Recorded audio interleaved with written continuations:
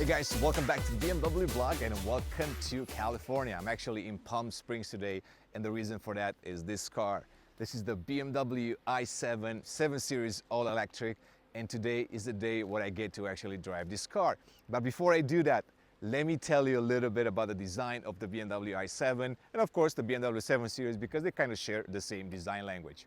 Let's start at the front. First of all, this is a frozen black 7 Series with the Sport package. So because it has the M Sport package, it is quite aggressive in design, especially at the front end.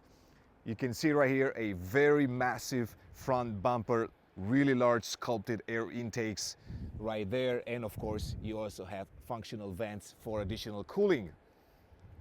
Black Talcini grille, we've talked about this quite a bit. Massive, bold, and it always looks best in black. Another novelty on the 7 Series and of course on the i7 are the split headlights. You can see they've got a crystal design inside, quite luxurious. It's one of those things you either like it or hate it, but that's the design language right now for the upper class of cars at BMW. So once again, daytime running lights on top, and of course the normal beams right here. Once again, if you take a look at the front view of the car, so you kind of see how massive it is. This is a very large BMW 7 Series. They only offer one variant, which is the long wheelbase, so there is no more short wheelbase and a long one. You only have one choice, and because of that, the car, it's quite massive, both in length, in width, and it looks, especially on the road, when you see the car coming from behind you, it looks quite massive and imposing. All right, so let's continue with the design a little bit. If we take a look from the side, of course, you will get some really large wheel options. This one rides on 22s. They are wrapped in Pirelli P0's high-performance tires, so you really have a chance to test the grip on the BMW 7 Series. As you can see, quite long car. Naturally, you will get a lot of interior space because of that. But let's talk about some of the other design features. One of them, flush door handles with a really cool sensor right here where you can automatically open and close the door. I'm going to show you that in a second. Normal mirrors, no M mirrors on the car, not that you would expect that to see on a 7 Series. Your typical roofline of a 7 Series, of course, you have a lot of headroom in there, and we're going to take a look at that as well. But speaking of the doors, let's maybe open it right now so I can show you how it works. You just push right there. The car is detecting there is nobody in the path, and it will open the door for you. So now if you want to close the door, you just go back, push one more time, and it will close the door. All right, let's take a look at the back right now. Blacked out taillights, of course, L-shaped as you expect to see on a lot of the BMWs. And I've seen them at night and they look fantastic. Because of the M Sport package, you're also getting this really subtle spoiler right here. So that's a cool feature to give the i7 a lot sportier look than the normal car. Bumper design, it's quite clean. No tailpipes, you're only gonna see that on the gasoline-powered BMWs. Quite massive from the back as well, so as you can see, it's got a lot of presence from the rear too. And naturally, because of the size of the car, you also get a lot of cargo space, and I'm gonna show you that right now. You can see a lot of space in the BMW i7. Of course, it has a little less space than you'll get in the gasoline-powered 7 Series because of the battery pack, which sits in the floor of the car. So this is the BMW i7 exterior design. By now it's time to hop inside. Come join me. All right, so here I am inside the new BMW i7. Let me close the door. As you can see, you have the option to close the door from right there as well. So let's talk about the design of the BMW i7. Of course, the BMW 7 Series, they are quite identical when it comes to the interior layout and design features. First thing first, large curved display. There are actually two displays connected together. They make for this very large curved display powered by iDrive 8. No surprises there. You've seen it in the BMW iX and other new BMW products. Lots of configurations in here. I've talked about some of them in the past, but for example, one of them that's kind of cool is this YouTube feature that when the car is parked, you can actually watch a YouTube video. Of course, there are a lot more other apps available. You can always go and pick whatever you like, and you can download them from the My BMW app as well. Now let's talk about the design. Of course, because of this large curved display, the physical buttons are missing now. So if you want to control the AC features, now you have to do that through the climate menu inside iDrive 8. It is not ideal from a user experience perspective, but I guess that's the direction that BMW has been going with some of their new products. So once again, because of the lack of physical buttons right here, this whole area, it's a lot cleaner when it comes to the design. And you can see this nice crystal light bar that kind of wraps around the car.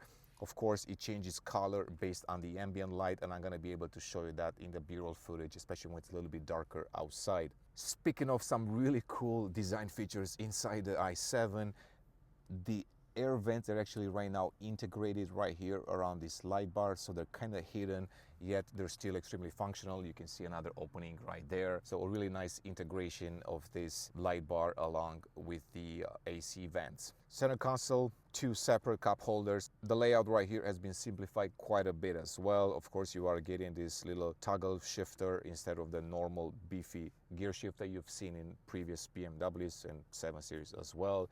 Same thing goes for the iDrive knob. It is this crystal made, glass made little controller. It is quite effective actually, and for some reason I don't really miss the beefy iDrive knob that we've had before. Volume controls, once again, crystal glass. It's all about being premium and luxurious. The seats, exactly what you expect also in the 7 Series. They're quite comfortable. There are a lot of seat options. When it comes to materials, I've seen a combination of leather and cashmere. I've seen all cashmere, so there are really a lot of options. This one being on the sporty side, it also comes with a carbon fiber trim, but of course you can pick wood and other options as well. Another novelty inside the BMW 7 Series is this new M Sport steering wheel. As you can see, it's got a flat bottom, so it's quite cool looking actually. I'm actually excited to see this particular one in other BMWs as well. Of course, it's an M Sport steering wheel, so it's beefy and nice to hold and drive. Of course, there are a lot more functions and features inside the BMW i7, but if you want to see those, I have plenty of videos that I'm going to link in the description. We've talked about them quite a bit today. It's really all about the driving experience. But before I go behind the wheel and start driving the car, I'm going to hop in the back because a lot of the 7 Series passengers will actually spend a lot of time there. And of course, BMW made sure to offer plenty of amenities for those type of passengers. So let's take a look. All right, so now it's time to experience the new 7 Series from the rear seating position. As you can see, quite spacious. As I said, this is a long wheelbase 7 Series i7. And of course, you have a lot of space. I'm gonna give you a little bit of the perspective. I'm 6.2 inches tall. So basically that's about 1.9 meters tall, and I have a lot of legroom, as you can see. And that's even with the seat, the front seat pushed quite back. Headroom, no surprise there, plenty. Of course, elbow room, quite spacious as well. It is still a car that can sit 3 people in the back. As you can see, there is an option to have someone in the middle as well. And I'm fairly confident that you should be able to travel quite comfortably for long distances.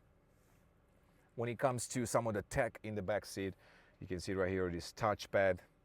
It's a little tablet that controls a bunch of the car's features.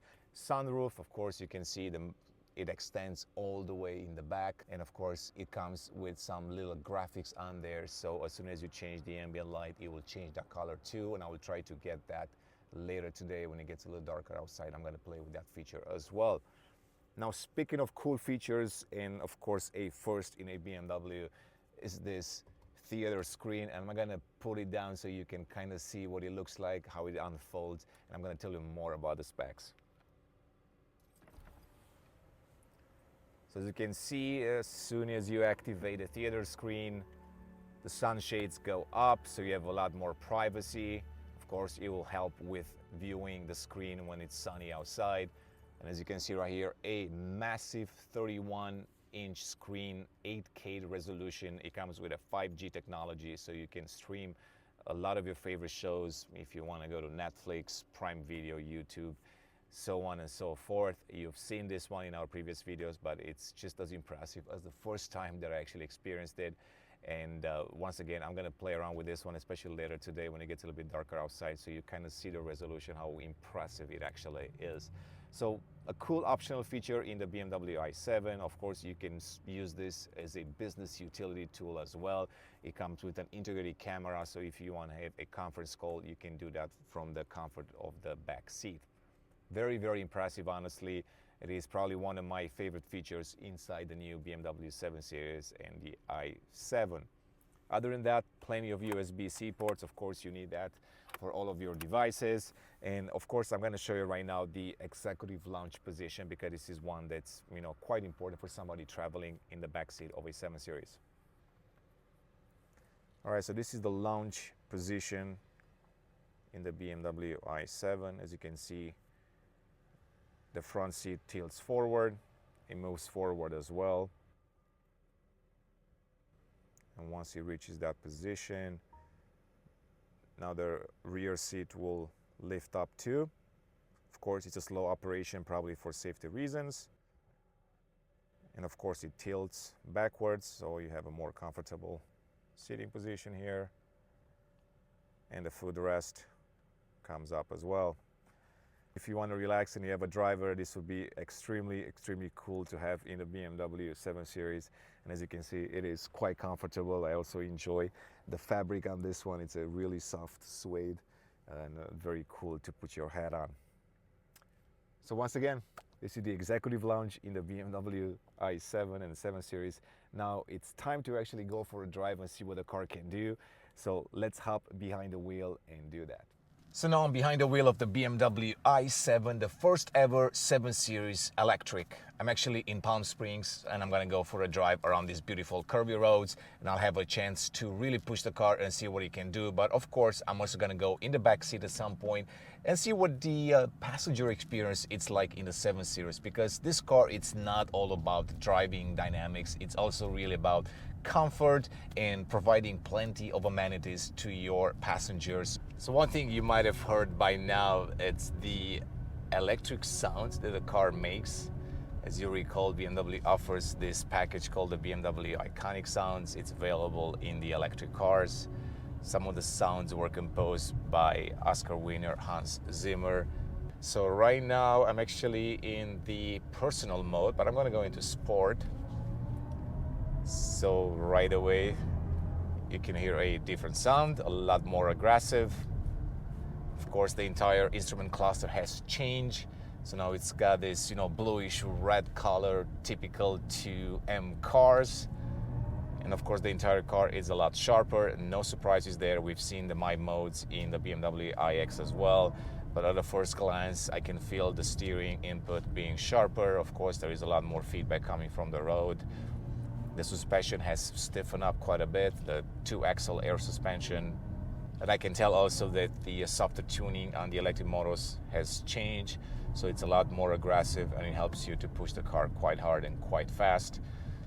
Of course, being an electric car, you're getting that instant torque unmatched in any combustion power cars. You can see quite aggressive actually. And it's just a fantastic and fast car, to be honest, despite being quite heavy.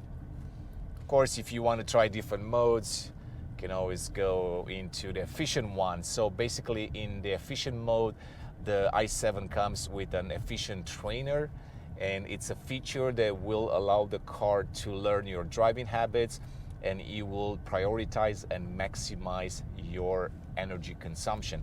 So the idea with this mode is really that if you want to preserve the range, electric range, this is the best mode to use in the BMW i7.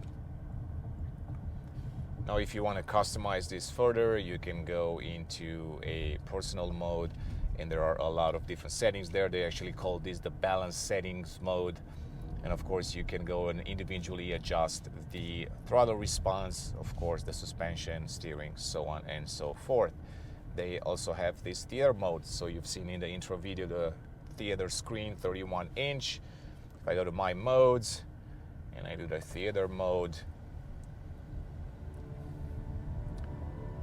you can hear the sound that theater mode is now on.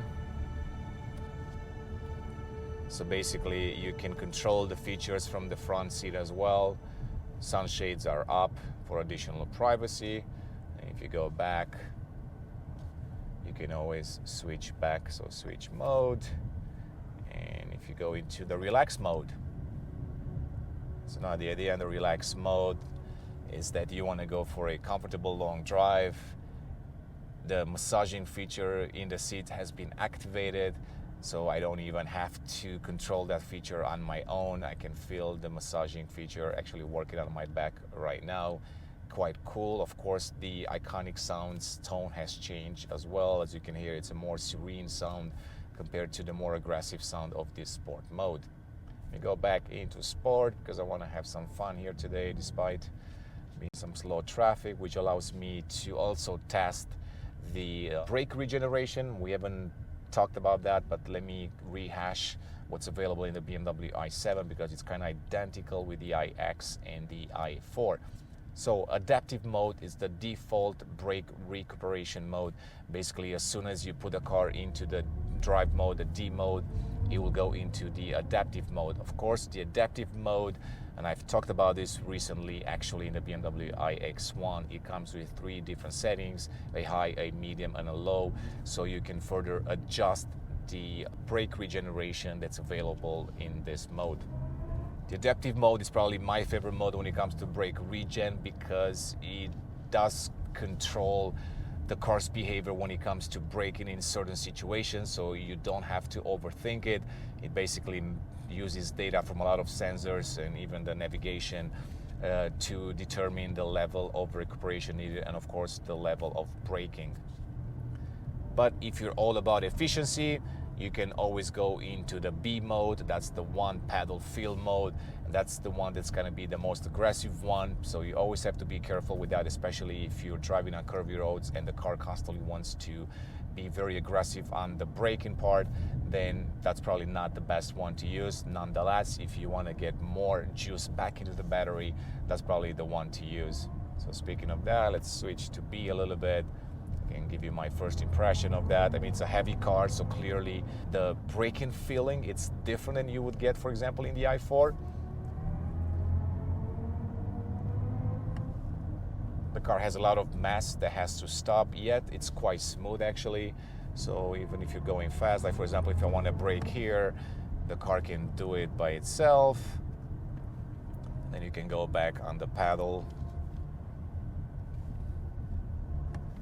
Lift up again and the car just slows down. So essentially, you know, you could actually use this to have some fun with the car because you don't have to control the brakes too much on your own. Of course, this constant acceleration and deceleration will probably get your car sick, so just be careful with this.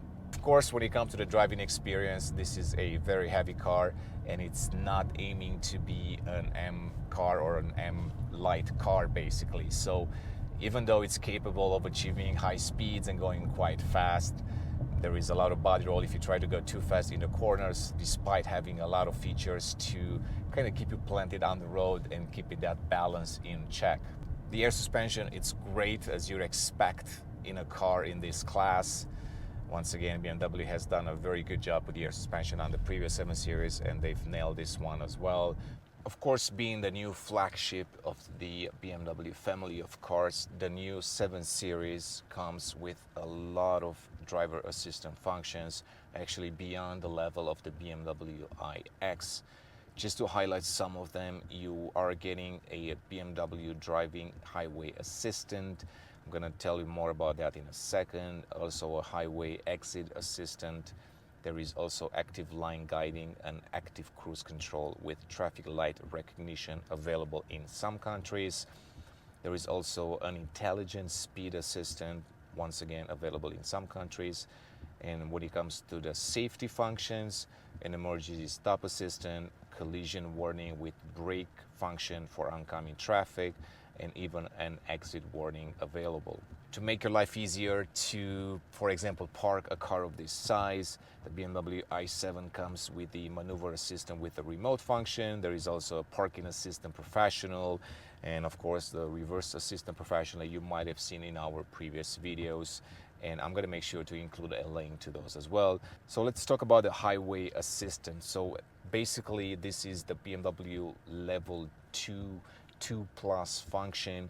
And the idea here is that in certain conditions, for example, if you're driving on a highway and the car is detecting the lanes, if your eyes are actually detected by the camera behind the steering wheel, and if a couple of other conditions are met, then you have the option to actually pick the BMW Highway Assistant Plus. And essentially what that feature will do, it will allow you to completely drive hands-free up to 85 miles per hour.